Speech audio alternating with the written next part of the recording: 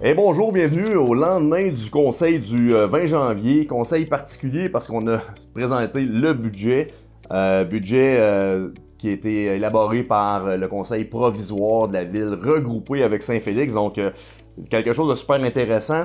Mais j'aimerais ça vous parler quand même de quelques points qu'on a fait là, en séance ordinaire, puis je reviens avec le budget dans quelques secondes. Alors, juste vous mentionner qu'on a des nouveaux embauches. On a Steven Blanco qui devient technicien spécialisé. On a Jordan Langevin qui va devenir agent de bureau. Et on a aussi une nouvelle pompière à temps plein, temps complet, qui est Coralie Tellier-Soumis. Peut-être mentionner aussi qu'on a Marie-France Tremblay qui va joindre le comité de la retraite qui est déjà là, à l'emploi de la ville. Alors, c'était pas mal là. Le reste, là, c'était des avis de motion ou des résolutions pour les taxations spécifiques. J'embarque pas là-dedans.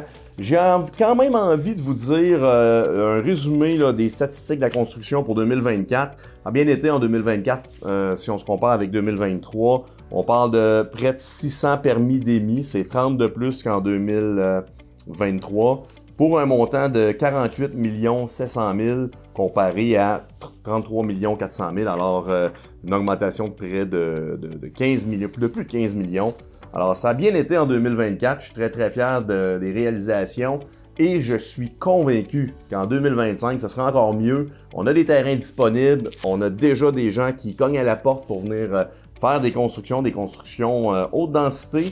On a des terrains industriels. Il y a des belles choses qui s'en viennent. Je vous dis, 2025 sera une belle année à Amos.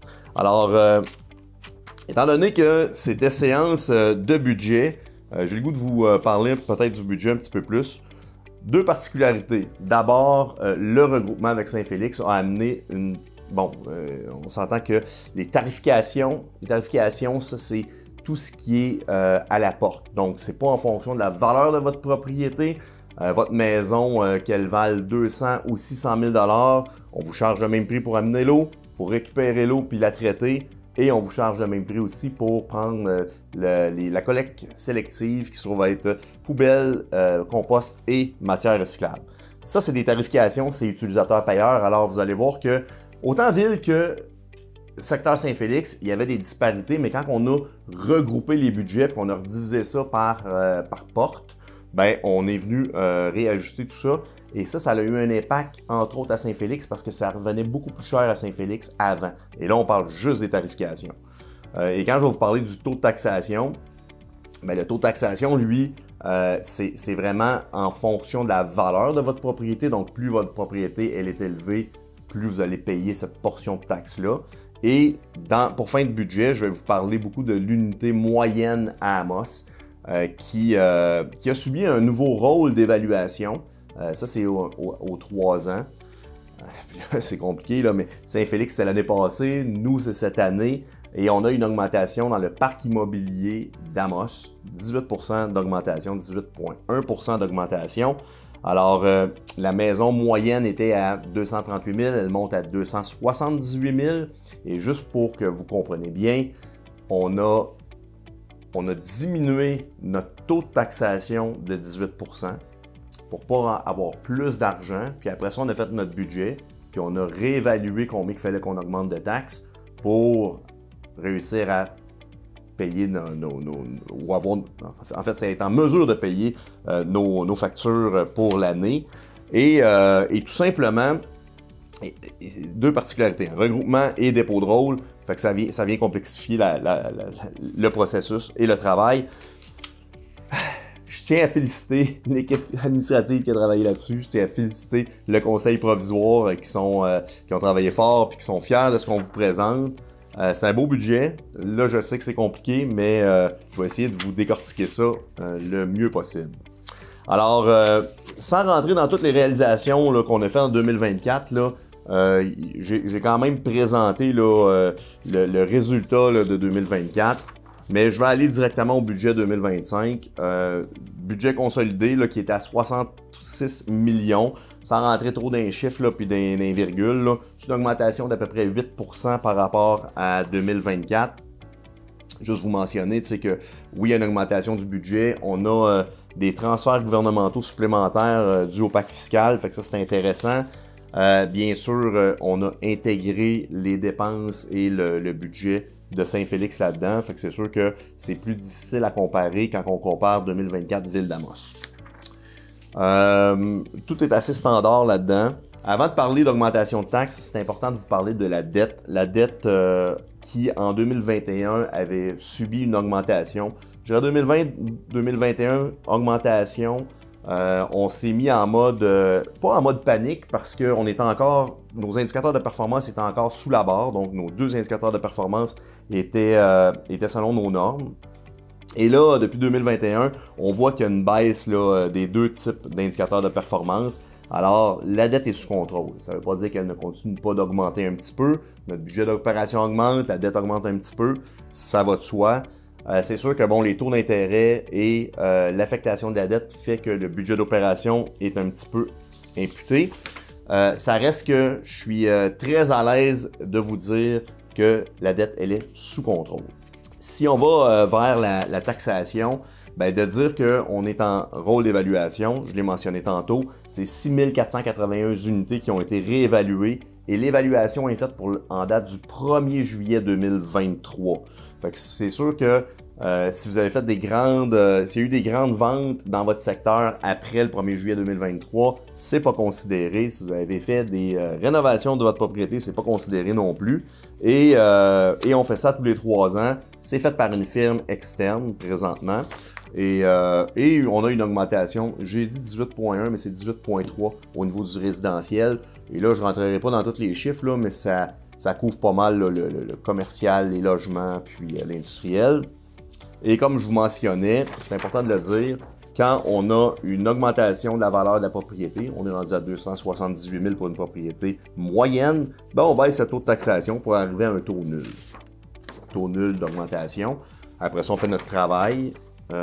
Et on rééquilibre le taux de taxation pour être en mesure de payer nos factures. J'en ai parlé un petit peu tantôt rapidement, mais je vais le redire. En 2024, les tarifications sur votre compte de taxes par porte, c'était 744 au total. On va monter à 770. Et ça, c'est utilisateur-payeur. Les collectes de matières résiduelles, ça l'augmente un petit peu. Un petit peu aussi au niveau de l'eau, puis un petit peu de l'assainissement des eaux, qui est somme toute très raisonnable, mais à la base, vous avez une augmentation de 26 $ causée par les différentes tarifications. Ça, c'est pour le secteur d'Amos. À Saint-Félix, on était à 870, là on va tomber à 770, donc c'est une baisse de 100 $ au niveau des tarifications. Il faut comprendre que quand on met les réseaux d'eau ensemble, puis on divise par tout le monde, ben là-bas peut-être que leur réseau coûte un petit peu plus cher, mais c'est amorti par l'ensemble de la population. C'est une tarification, il n'y a pas... moi, je suis très, très à l'aise de vous présenter ça. Alors, si on va dans un compte de taxes standard pour une maison de 278 000, ben, on est à une augmentation de 60 $ par année qui fait 1,67 % d'augmentation. Je suis très fier de vous présenter ces chiffres-là. On a eu le temps de voir tout ce qui se faisait dans les autres municipalités, en région, au Québec. Et une augmentation de taxes de 1,67 $, c'est très, très, très raisonnable et c'est drôlement en dessous de l'inflation. Et je suis très fier de vous dire que depuis 2017, on se maintient avec une inflation cumulée plus élevée que le taux de taxation cumulé. Alors, on réussit à en laisser un peu plus dans les poches des citoyens par rapport à l'inflation. Puis quand ça vous coûte plus cher à faire l'épicerie, ben ça coûte plus cher à la municipalité aussi en personnel, parce qu'il y a des augmentations de salaire, en consommables, en essence, en véhicule, tout augmente, ça augmente chez vous, ça augmente chez nous aussi. Ça reste qu'on a réussi à, depuis 2017, s'assurer qu'on augmentait moins que l'inflation. Alors ça, c'est une bonne nouvelle.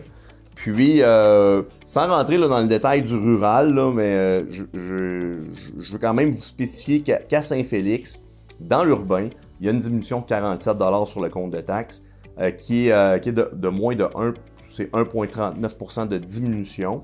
La raison est fort simple, c'est les tarifications qui viennent jouer dans la balance. Il y a une augmentation par contre du rural de 2 % à Saint-Félix. puis à Amos, ben, c'est 1,12%. Fait que, on reste vraiment dans quelque chose de très, très, très raisonnable. C'est un budget qui est transitoire, avec un conseil transitoire. Il y aura probablement des économies d'échelle à moyen terme. Chaque département de la ville d'Amos vont s'approprier leur secteur qui sera avec le secteur Saint-Félix compris. Et on aura une analyse à faire sur les infrastructures, les besoins, comment est-ce qu'on enligne les dépenses à Saint-Félix. Mais moi, je suis extrêmement fier et à l'aise de vous présenter le budget cette année, le budget consolidé de la ville d'Amos, la nouvelle ville d'Amos. Peut-être vous mentionner quelques faits saillants pour 2025. D'abord, très, très, très heureux de vous annoncer qu'il y aura une diminution de 22% des différents tarifs. Et ça, c'est une moyenne, là. Tarifs là, des plateaux sportifs. Baseball mineur, soccer mineur, les locations de glace, les accès au gymnase. On a revisité tout ça dans l'année et on en est venu à la conclusion qu'on pouvait se permettre de diminuer de 22%. Et là, c'est pas tout 22%. Là. Il y en a que c'est plus, il y en a que c'est moins. C'est quand même un travail qui a été complexe à réaliser. Il y avait des disparités entre les différents organismes. Très fiers du résultat. Ce qu'on souhaite, c'est on a des beaux plateaux, c'est sécuritaire. On veut que les jeunes et les moins jeunes puissent en profiter. Alors, on donne l'accès à nos plateaux. Puis, tu sais, on va se le dire, là, avec le nouveau complexe sportif à l'époque, il y a quelques années, on ne savait pas comment ça allait nous coûter en électricité, en entretien. Il y avait beaucoup de choses qui étaient un peu floues. On avait augmenté les tarifs, entre autres des glaces. Puis là, ben, on se rend compte, après quelques années, bon, c'est sûr que la dette du complexe sportif, elle a baissé beaucoup. On s'est rendu compte qu'on pouvait se permettre là, de réajuster. On n'a pas rentré dans l'excès, mais on s'est réajusté pour être compétitif face aux municipalités qui sont dans notre région. Bien sûr, là, je pourrais détailler là, tout ce qu'on va faire en 2025, mais je vais vraiment aller dans les grands faits saillants. Vous avez accès aux documents sur Internet et si jamais vous avez des questions, là, vous pouvez passer soit par la page Facebook de la Ville d'Amos ou directement par Messenger. Là, je vais vous répondre au mieux de ma connaissance et si je n'ai pas la réponse, je vais aller la chercher. Alors, beaucoup d'argent qu'on va investir en 2025 dans nos infrastructures. On va refaire le chemin Lomrise, on va refaire le chemin du Moulin, chemin qui s'en va vers la rue en arrière de la coop IGA Ouest, qui s'en va vers les 4 terrains de potentiellement logement, je dirais, haute densité de 24 à 32 logements. Je m'attends à ce qu'il y en ait un qui soit construit cette année d'ailleurs.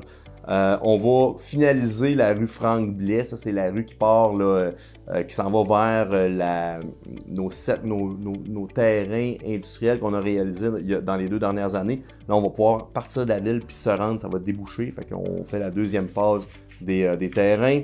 On va finaliser la réfection de la 2e avenue. On va continuer la décontamination du secteur géotérien.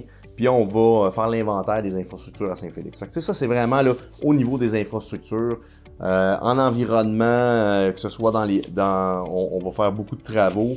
On vise de faire le parc Nollet, qui est le parc qui est à côté du Centurion. C'était quelque chose qu'on voulait faire. On avait enlevé à l'époque la patinoire qui était là. On n'en remettra pas, mais on va faire un parc. On a eu une consultation publique là-dessus. Ça va être fait en 2025. On travaille en collaboration avec la MRC d'Abitibi pour faire une place publique qui va inclure le marché public.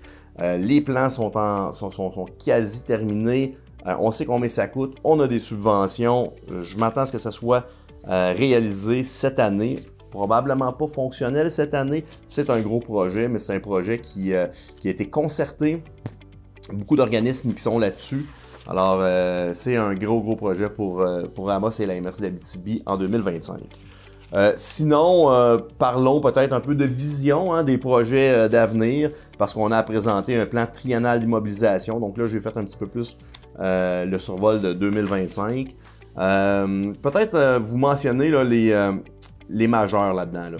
On va continuer d'investir beaucoup d'argent dans le transport, donc la voirie, les canalisations. Sur 3 ans, on vise à investir 22 millions. C'est hautement subventionné, mais ça reste que c'est beaucoup d'argent. Peut-être vous mentionner qu'en 2025, on parle de 24 millions d'investissements. Encore là, il y a près de 15 millions là-dedans que c'est des subventions. C'est une grosse charge de travail. Moi, je me souviens, il y a 16 ans, on roulait à 7 millions d'investissements par année. On a monté il y a une dizaine d'années à 14, 15, 16. 2025, c'est une grosse année, mais c'est hautement subventionné, fait que je suis pas trop inquiet. Par contre, c'est une charge de travail supplémentaire pour nos équipes. Une année 2025 remplie de défis. Pour arriver à terme, à la fin 2027, à un investissement de 53 millions de dollars, qui est quand même pas banal. C'est pas téméraire, mais dans la mesure où on a les subventions, c'est important là, de refaire nos infrastructures. Et parlons d'infrastructures, là-dedans, ben, entre autres, il y a un nouveau garage aux travaux publics. Ça fait quelques années qu'on on a des mini-entrepôts, des entrepôts en location, soit pour les loisirs, soit pour la culture, puis pour des équipements mobiles. Alors, on a, plutôt que de faire plusieurs petits entrepôts, plusieurs petits cabanons, ben, on a décidé de faire un grand projet de nouveau garage. Et ce garage-là, il est hautement subventionné. C'est un projet qui va se faire dans les 2 prochaines années, qui va commencer dès cette année. Ce sera là, au bâtiment là, des travaux publics. Et mentionnons aussi qu'en 2027, pourquoi en 2027? Parce qu'il y a une bonne raison, mais on a l'intention de refaire le bassin de surpression au Suco, bassin qui a de la contamination, qui amène la chloration de l'eau. Pourquoi qu'on le met en 2027? J'aimerais ça qu'on le fasse plus vite, mais on va le faire plus vite dans la mesure où on a une subvention pour le réaliser. Présentement, on n'a pas de subvention. L'analyse qui a été faite en 2024 par la firme Norinfra nous a amené des éléments supplémentaires pour convaincre le gouvernement. Je sens qu'il y a une écoute dans les différents programmes. Dans la mesure où on est capable d'aller chercher quelques millions, on va réaliser le projet plus rapidement. Pourquoi on le met en 2027? C'est sûr que si on n'a pas de subvention, on ne le fera pas non plus en 2027. Mais je trouve que c'est important de le garder à l'esprit, de le garder dans nos projets, parce que si on le bascule en 2028, on ne le voit plus. Puis si on ne le voit plus, ben, ça tombe dans le calendrier grec. Puis j'ai peur qu'on l'oublie. Alors, c'est un projet qui coûte cher. Hein? C'est une réfection qui va coûter 4,2 millions. On ne peut pas mettre ça sur les taxes des citoyens d'Amos. Dans les 16 dernières années, les projets qu'on a faits 100% payés par des taxes Amos, il y en a très peu, surtout pas à cette hauteur-là. Dans la mesure où le gouvernement comprend que c'est un besoin et que c'est essentiel pour la ville, pour la sécurité, pour la pression dans le réseau, pour la qualité de l'eau, puis qu'on a des subventions, je vous garantis qu'on va le faire. Pour l'instant, c'est pas le cas, mais on continue de travailler fort à faire les représentations politiques nécessaires et administratives. Sinon, ça fait pas mal le tour. Je tiens encore à remercier tous ceux qui ont œuvré sur le budget. Et là c'est comptable, administration, communication. Le document, il est fameux, il est beau, il a des belles photos. Allez le visionner si vous avez des questions. C'est simple. Moi, c'est le 10e budget que je présente. C'est probablement celui que j'ai eu le plus de fun et c'était probablement celui qui était le plus complexe. Alors, merci tout le monde. Je vous souhaite une belle année 2025. C'est une année électorale. J'étais très content de voir qu'il y avait des conseillers municipaux qui se sont déplacés avec moi pour rencontrer les médias. Et je suis vraiment fier de ce qu'on peut vous présenter. Puis, ça reste qu'on va quand même se déployer des marges pour pouvoir faire des projets, continuer de faire des réparations. On n'est pas en austérité. La ville d'Amos a besoin d'améliorer ses infrastructures, de se développer. On veut avoir des terrains. Il y a des belles choses qui s'en viennent. Soyez confiants.